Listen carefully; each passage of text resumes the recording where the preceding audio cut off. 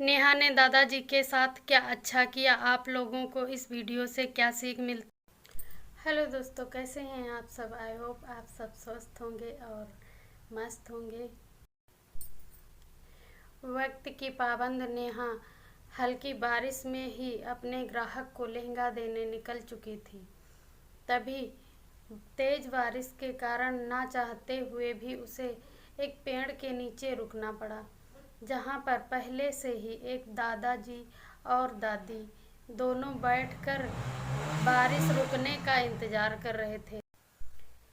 बुजुर्ग के हाथों में दो थैले सुंदर से कपड़ों से भरे हुए थे, जो वो महिला अपने हाथों में लेकर देख रही थी। तभी नेहा ने उससे पूछा, दादी जी, इतने सुंदर सुंदर कपड़े किस शॉप से आप लाती हैं। तभी बुजुर्ग ने जवाब दिया, मैं खुद भी बनाता हूँ इन कपड़ों को, मैं बेचने के लिए ले जा रहा हूँ। तभी नेहा ने कहा, बाबा जी, क्या आप मुझे थोक की रेट ये कपड़े दे सकते हैं और अपनी शॉप का पता बता दीजिए मुझे। तभी उन बुजुर्ग ने निराशा से कहा, मेरा कोई शॉप नहीं है बेटा, मैं घर ही पर बनाता हूँ। पर नेहा को विश्वास नहीं हो रहा था 80 वर्ष के इस बुजुर्ग पे, क्योंकि इतने सुंदर से कपड़े थे। तभी उसने पूछा, दादाजी, फिर आप कपड़े कहाँ से लेते हैं और कहाँ पर बनाते हैं। बड़े ही प्यार से पूछा। तभी उन बुजुर्ग ने बताया कि मैं कुछ दर्जी की दुकान से इन कतरनों को लेके आता हूँ, उसके बाद घर पर ही बनाता हूँ। तभी नेहा मुस्कुराती हुई बोली, बाबा जी, ऐसा करिए ना, मेरी शॉप पे आपको 50 से 60 लेडीजें मिल जाएंगी, जो हमारी शॉप पे सिलाई का काम करती हैं। बनाकर आप इन्हें सप्लाई कहाँ करते हैं, पूछते हुए बोली। तभी उन बुजुर्ग ने जवाब दिया, गलियों में जाकर बेचता हूँ और जो बिक जाते हैं सो ठीक है, नहीं बिकते तो दूसरे दिन की आस करता हूँ। तभी नेहा ने बताया, आप मेरे बुटीक पे आ जाया करो, आपके 10-12 थैले तो डेली ही बिक जाएंगे, क्योंकि हमारी शॉप पर कम से कम वर्कर 150 से 200 काम करते हैं। ये सुनकर उन बाबा जी का खुशी का तो ठिकाना ही नहीं रहा। उन्होंने कहा, ठीक है बेटा जी, मैं आपकी शॉप पर डेली आ जाया करूँगा।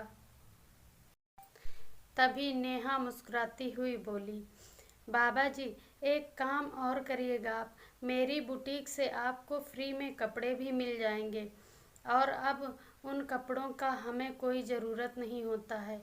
इस वजह से मैं आपको फ्री में दे दूँगी और आप सुंदर सुंदर से कपड़ों के बैग बनाना और उन ग्राहकों को उस बैग के साथ में 50 रुपये मिलाकर हम दे दिया करेंगे, जिससे आपकी कुछ हेल्प हो जाएगी।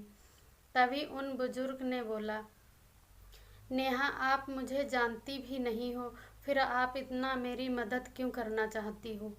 तो उसने पलट कर जवाब दिया, बाबा जी, मेरे पास 150 से 200 वर्कर हैं, जिनमें से मैं किसी को भी नहीं जानती थी।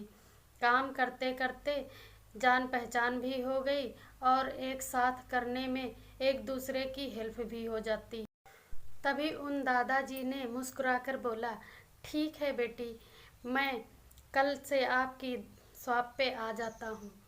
तभी नेहा ने बोला, नहीं दादाजी, आज आप शॉप देख तो लीजिए मेरी, तभी तो आप आएंगे मेरी शॉप पर। तो उन दादाजी ने बोला, हाँ, बात करते करते मैं ये तो भूल ही गया कि आपकी शॉप तो मैं जानता ही नहीं हूँ। तभी बात ही बातों में समय ज़्यादा हो गया था, बारिश भी थम गई और नेहा ने कहा, बाबा जी, आप मेरी गाड़ी पर बैठो और मेरी शॉप देख लो। तभी देखने ले जाने के लिए वो चल पड़ी थी। रास्ते में बातें करते जा रही थी, बाबा जी, सैंपल के तौर पे ये आप अपना थैला वहीं रख देना और 150 ऑर्डर ले लेना। तभी नेहा दादाजी और दादी को गाड़ी पर बिठाकर अपनी दुकान की तरफ निकल पड़ी और रास्ते में ये बातें करते हुए जा रहे थे दोनों। दादाजी, सैंपल के तौर पर ये बैग हमारे घर पर ही रख देना और 50 से 60 ऑर्डर्स के तौर पर आप कपड़े हमसे लेकर जाना, कुछ एडवांस भी ले लेना। दादाजी मनी मन में खुश हो रहे थे क्योंकि वो तो अपने घर से कतरन खरीद कर लेकर कपड़े बनाने के बाद ही शॉप पे किसी के ले जाने के बाद भी इतनी मेहनत करते थे, फिर भी उनका कपड़ा कोई नहीं लेता था। इतने सुंदर सुंदर से कपड़े थे जो किसी को भी मन मोह लेते थे, फिर भी लोग लेना नहीं पसंद करते थे क्योंकि आज का ज़माना है, किसी के कितने भी अच्छे कपड़े हों, वह ठेले पर लगाकर अगर बिक्री कर रहा होता है तो लोग खरीदना नहीं पसंद करते हैं। वही कपड़े शॉप पर जाकर 1.5 गुना रुपए लगाकर खरीदना पसंद करते हैं। तभी नेहा ने उनको रियायत दिया, आप मेरी शॉप पर ही अपने कपड़े बिक्री करिए और बनाइए घर से, मैं कपड़ा दूंगी आपको। ये मेहनत भी देखकर भगवान खुद। लोगों को इस वीडियो से क्या सीख मिलती है और आप लोगों को मेरी वीडियो कैसी लगती है कमेंट कर ज़रूर बताएं। ज़रा सी भी मेरी वीडियो आप लोगों को अच्छी लगती है तो लाइक करें, चैनल पर नए हों तो सब्सक्राइब करना ना भूलें। Thanks for watching.